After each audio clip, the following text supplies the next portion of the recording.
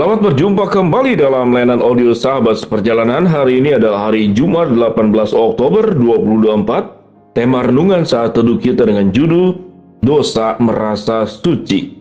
Firman Tuhan terambil dalam Ibrani 9 ayat ke-6 sampai dengan ke-7.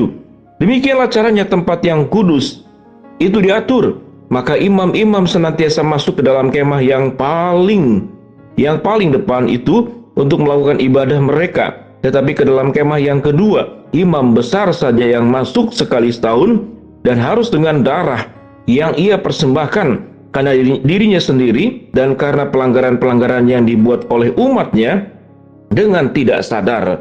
Mari kita berdoa.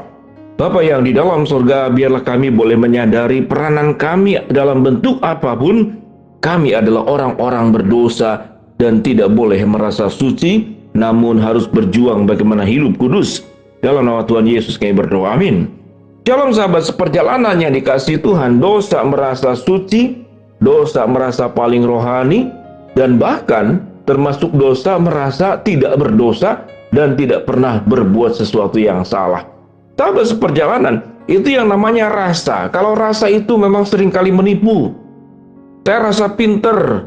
Ternyata setelah bertemu dengan orang yang lebih pandai, lebih cerdas dari kita, kita baru tahu bahwa kita bukanlah orang yang cerdas.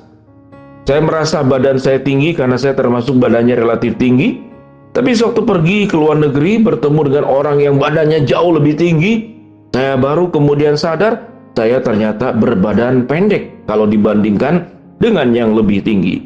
Sehingga kehidupan yang berdasarkan perasaan itu seringkali menipu.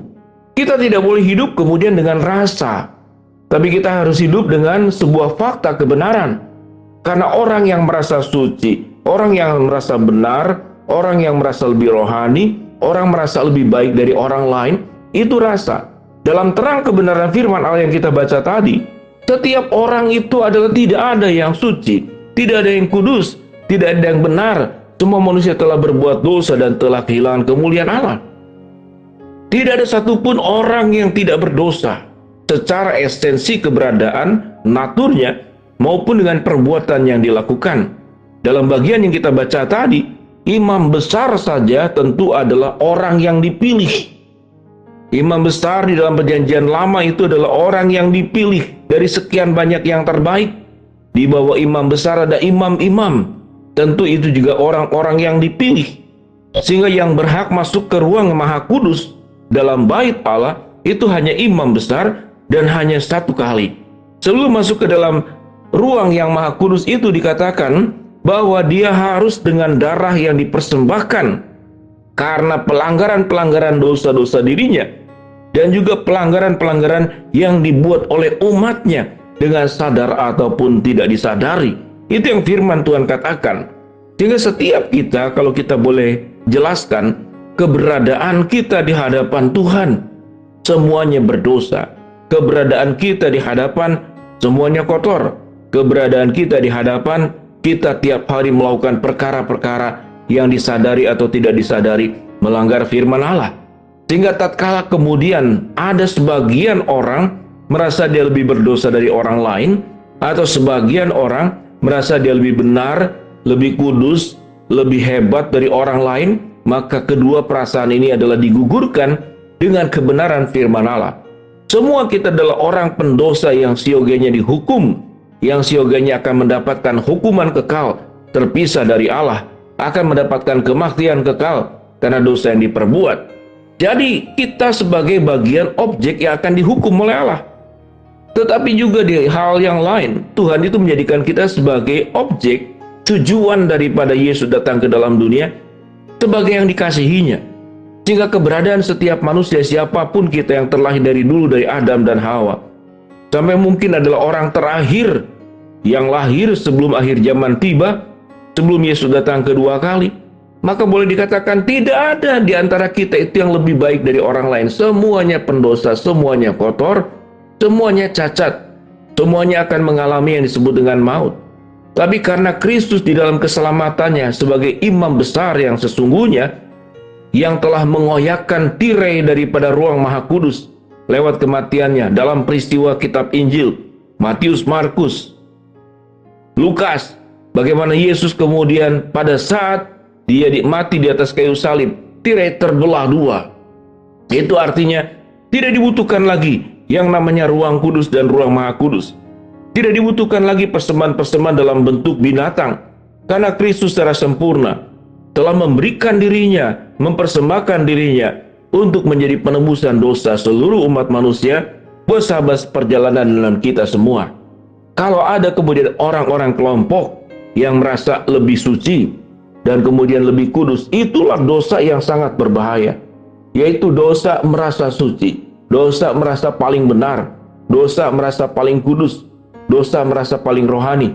Dan itu berbahayanya justru adalah diidap oleh para pemimpin-pemimpin rohani yang ada di gereja.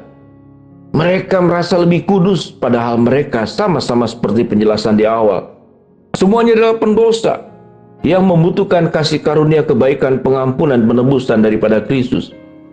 Bagi sebagian orang yang suka merasa lebih suci, lebih benar, kemudian lebih kudus, maka itu adalah dosa yang membutuhkan pertobatan. Kita harus datang kepada Tuhan. Kalaupun tidak pemimpin rohani, terkadang orang-orang yang itu merasa suci, merasa paling benar, adalah orang yang mungkin menjabat sebagai orang tua, sebagai mertua, sebagai kakek, sebagai nenek, sebagai bos dalam sebuah perusahaan. Siapa yang berani menegur kita kalau kita berbuat salah? Hati yang punya kerendah hatian mengaku bahwa kita tidak lebih baik di hadapan Tuhan dengan siapapun. Kita mungkin lebih baik secara posisi dalam jabatan, kita mungkin lebih baik secara keuangan, kita lebih kaya dari orang lain, kita mungkin lebih baik secara penampilan, kita lebih baik mungkin secara karunia, kita punya kelebihan, kita punya skill, kita punya kemampuan-kemampuan tertentu. Itu tidak identik kemudian kita menjadi lebih kudus, lebih baik, lebih benar, atau lebih suci. Kita semua pendosa di hadapan Tuhan. Kesadaran bahwa kita adalah sebagai pendosa. Sementara imam besar yang masuk ke dalam ruang maha kudus, sekalipun di dalam perjanjian lama, itu dia harus kemudian melakukan katakanlah korban darah binatang untuk pelanggaran-pelanggaran yang dibuat oleh dirinya dan untuk pelanggaran-pelanggaran yang dibuat oleh umatnya. Kalaupun dia terpilih sebagai imam besar, itu tidak menjamin kemudian dia menjadi lebih baik dari imam-imam yang kelas lebih bawahnya, atau kemudian lebih baik daripada umat yang diwakilinya untuk meminta pengampunan dosa kepada Allah. Sehingga sahabat perjalanan yang dikasihi Tuhan, biarlah kalau kita punya penyakit yang menghinggapi kita merasa lebih baik, merasa lebih benar, ingat itu perasaan dan bukan kebenaran. Di hadapan Tuhan, orang yang dibenarkan oleh Allah justru adalah orang yang mau datang bersujud di hadapan Allah, berkabung dengan abu, mengoyakkan jubahnya, mengakui dosanya, dan meminta ampun kepada Tuhan. Dia terus berjuang untuk memperbaiki apa yang menjadi kekurangan di dalam dirinya, bukan kemudian merasa benar membandingkan dengan orang lain. Saya lebih benar, saya lebih kudus, saya lebih mulia, saya lebih agung dari manusia apapun yang di dalam dunia, karena kelebihan-kelebihan tertentu di dalam dirimu. Maka bertobatlah, biarlah kita meminta ampun untuk sebuah sikap, yaitu kita berbuat dosa karena kita merasa lebih suci, lebih baik, lebih benar. Mari kita berdoa.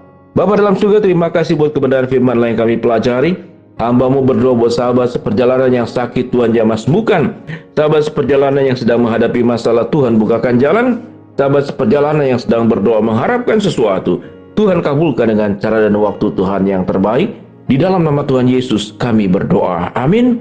Shalom, Tuhan memberkati kita semua.